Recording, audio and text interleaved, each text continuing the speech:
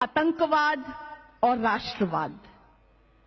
बौद्धिक आतंकवाद हम सबने सहा है।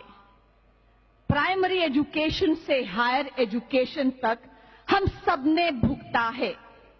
मैंने स्वयं सहा है।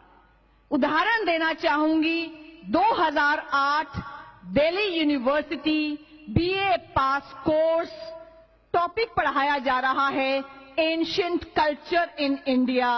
उसमें एक चैप्टर है 300 रामायणास बाय A.K. रामानुजन। क्या पढ़ाया जा रहा है उसमें? उसमें पढ़ाया जा रहा है कि भारत का एंशिएंट कल्चर कैसा था। पहला वाक्य क्या कहता है? रावण की छींक से सीता पैदा हुई। रावण सीता का बाप था। रावण ने गर्भ धारण किया, 8 महीने के बाद उसको छींक आई, उसके नाक से सीता पैदा हुई।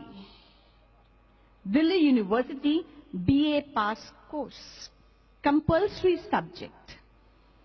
लक्ष्मण और सीता के अनैतिक संबंध थे और हनुमान रात को लंका के शयन कक्षों में विचरा करते थे।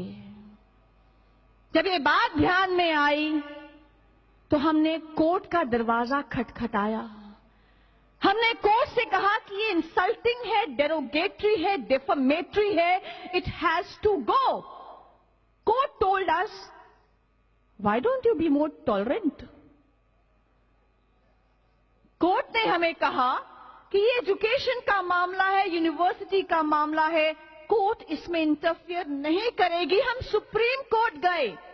सुप्रीम कोर्ट में chief justice K G. Balakrishnan, no no no no no no no, we can not interfere, university has to decide this. कोई जज साहब ये नहीं देख पा रहे कि यूनिवर्सिटी यानी वो मार्क्सवादी शक्तियां यूनिवर्सिटी में बैठी हुई हैं जो anti Hindi, anti Hindu, anti देश काम करने में लगी हुई हैं। हमने एक लिबर्टी ली सुप्रीम कोर्ट से कि हम जाएं और वाइस चांसलर को ये बात बताएं। बार बार लगातार हम लोग वाइस चांसलर साहब के पास गए।